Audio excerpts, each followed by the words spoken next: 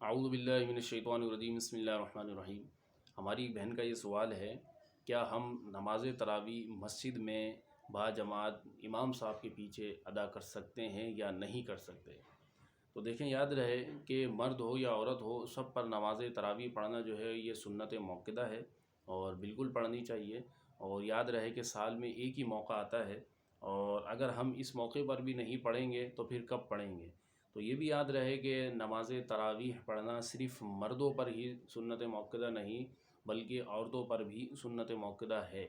تو یہ یاد رہے کہ اس طرح بیان کیا جاتا ہے عمومی طور پہ کہ خواتین جو ہیں وہ گھر میں پڑھ لیں، تو یاد رہے کہ گھر میں تو وہ فرض نماز بھی نہیں پڑھ پاتی ہیں، تو نماز تراویح کی 20 رکعت وہ کیسے پڑھ پائیں گی؟ اور پھر یہ بھی یاد رہے کہ نماز تراویح میں ایک مرتبہ پورا قرآن مجید فرقان حمید کا سننا جو ہے یہ بھی سنت موقدہ ہے، اور روز 20 رکعت نماز پڑھنا یہ بھی سنت موقدہ ہے۔ تو یہ دونوں چیزیں گھر میں نہیں ہو سکتی ہیں، تو لہذا اگر آپ کے علاقے کی مسجد میں اہل محلہ کے اہتمام سے یا کسی گھر میں یا کسی مدرسے میں کوئی ایسی خاص جگہ ہو جہاں صرف خواتین کا ہی داخلہ ہو اور غیر محرم کا داخلہ منع ہو، تو ان تمام شرائطوں کے ساتھ جو ہے خواتین کو بھی بالکل نماز با جماعت تراویح پڑھنے کی بالکل اجازت ہونی چاہیے۔ اس میں شرعاً بالکل بھی کوئی قباحت نہیں ہونی چاہیے، اور اس میں کسی بھی قسم کا کوئی حرج نہیں ہے۔ یہ یاد رہے کہ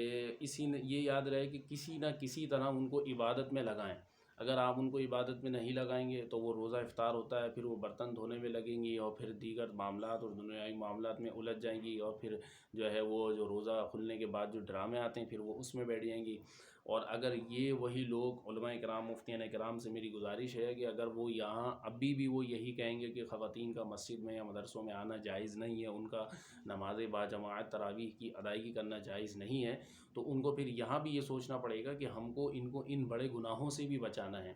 اگر ماہ رمضان المبارک میں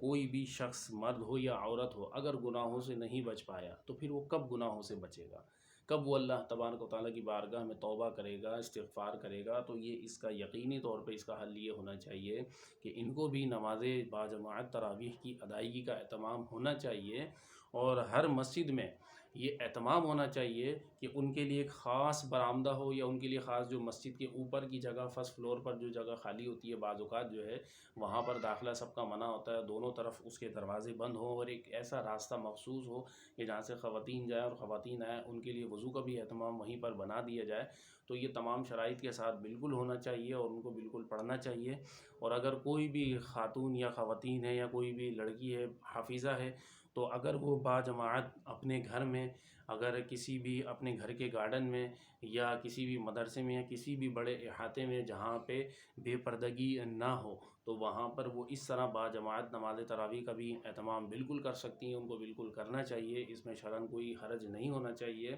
اور اس نیت کے ساتھ تاکہ ان کو ہم کو گناہوں سے بھی بچانا ہے۔ جہاں یہ ایک سنت موقدہ، ایک مستحبہ یا نفل کام سمجھ لیں، تو دوسری طرف وہ بے شمار اور بڑے گناہوں سے بھی ہم کو ان کو بچانا ہے، تو لہذا ان کو کسی نہ کسی طرح ہم نیکی کے کام میں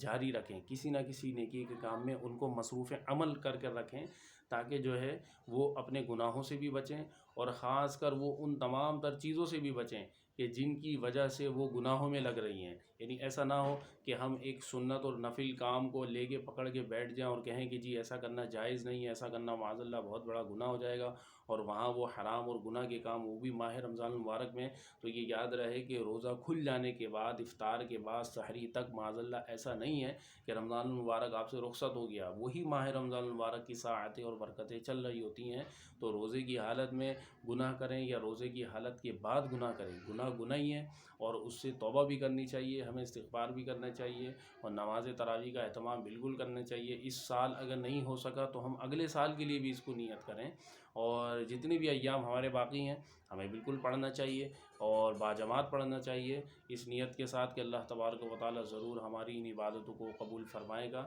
آمین بجاہ النبی الامین صلی اللہ علیہ وآلہ وسلم۔